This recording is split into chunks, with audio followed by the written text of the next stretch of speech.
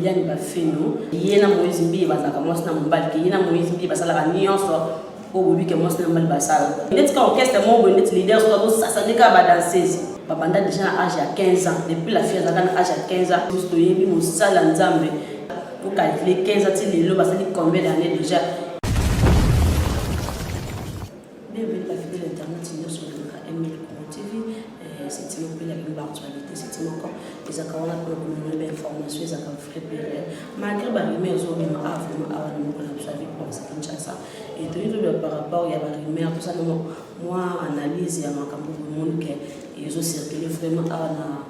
na Kinshasa ça là vraiment madame parce que il y a des rumeurs de mamie vraiment à na kombo ya la fille ou bien na kombo ya Eliane Bafeno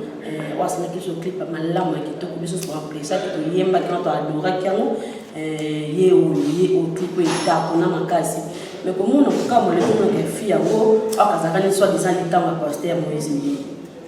atabino lelo omona ke yena na pasteur Moïse o yebi mosala nzambe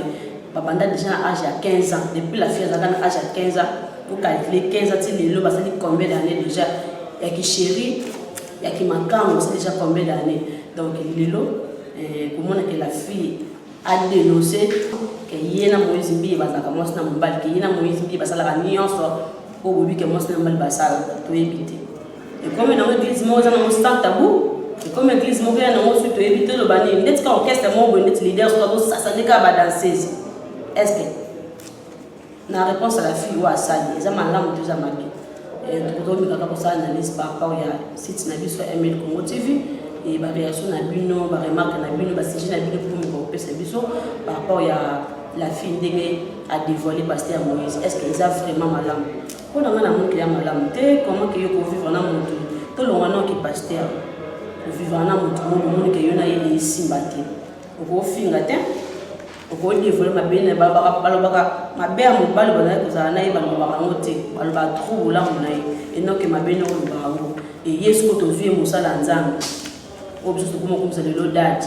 ozwa dadi na yo omona na bolumbu na ye est-ce que ezaka vraiment béni yo mondimo oyo église dadi akoma olinga yo na dadi okoma obetana bino mboka donc elo moko to abombela nango wana te est-ce que eza malamu lelo so moni ke yo na pasteur Emile ezosimba souete eza par rapport ya nini place batiaki yo ye wana balongoli yo batie moto mosusu yango yo moni mabe fo yaka na oya kodévoiler pasteur ebondo sa basentiment bino mosusu ozalaki te biso oyebaki yango te luka mpe lelo ebomoni ke yo na pasteur ezosimba souete luka okende boluka yango bobongisa wana ndenge na bino enoke oya kodévoiler bato nyonso bayebaki moni teke eza kokitisa valeur ya mosala ya nzambe parce que lelo toyebi ke pasteur Moïse Mbi akambaka bandimi ebele et ba responsable baza pe na kati église wana koka makambo koka ba beko na ngeza bêtise eza na manquement na yo ko manquer na mosala nzambe eza na ba bêtise ba sentir mosala sentiment na biso tozaki te ba ndoka ba bilenge biso toyeba ngo te biso mona ka ke figurant mo bazuka boye Eliane mo ba binisi ye mais ko to soit disate azaleke mwase ya Eric Mandala te azaleke Eric Mandala azaboyena c'est l'église akozaka no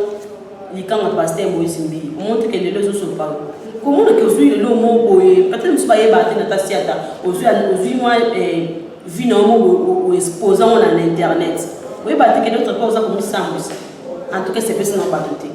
en tout cas Eliane ma chérie comment na moi c'est kitoko quoi yo ba arto en tout cas dans ce d'accord na côté il fallait que le Moïse Mbi oui parce que kutana ko oza ba numéro Moïse Mbi oyebi biro na ye oyebi ndak okenda fallait que le cahier pour solola pour ils a bien en tout cas il s'est vraiment malamu to éviter ça ni misère mais ils ont le garde tel yo mamboye to éviter donc vérité na bo solo na lokuta yo ka mo bien en tout cas pour ça vraiment malamu to éviter ba sala nzambe pe bino pe susu pardon monte que vous pour ça ba dans musique nzambe malgré tout ebi que vous avez no bato oui bien sûr mais vous avez bato nzambe tsabino donc à travers lui mais tout le monde qui va bêtiser lui ma trop na combat pasteur qui gagne n'a pas combat pasteur son en tout cas ils savent vraiment mal monter et ce ma campé ça sur pasteur Moïse Mbi na di kolandanga ce ma campé ça en tout cas on me calipé courager na la fille parce que ça vraiment bien te valeur ya combo église na yo valeur ya yo moko nano en tout cas et ça sauté tu dis pasteur mbi ba jijo ba gege pasteur mbi ba jijo de losuki ba kombo me bi ma banzembo ka ba ye yo omote ke nzembo baba ke oyembela ngo sirene mobu muke ba fou ya nzembo nga mabe déjà ko mobima et ba figurante ok les quand on a eu confirmé donc et tout ça vraiment malade déjà vraiment honneur de l'église comme on a kombo monene na cité Bethel wana ba ko ngona ba bêtise mote ba pasteur wa longa mikolo ba mona ka ozaki no mwa mko sara mama ba sentiment comment pasteur monene botile lo ko balati ezani au monte to lozonga 4 jours na maloba ba te pasteur ozimbi ya ko balate pasteur ozimbi so ka bali kisnesili kisna ye epoli lobi to mona pasteur Moizimbi na conférence mo ya Eric Mandala lobi to mona show ba beda show sala ki pasteur Moizimbi ye wana to yeba propre ni pasteur Moizimbi ozala nango ba faire ni osala ngo na ba beda show a faire ni osala ngo na Eric Mandala a faire ni le comment ngo na fali to mo to comprendre ngo te le to notamment la différence za la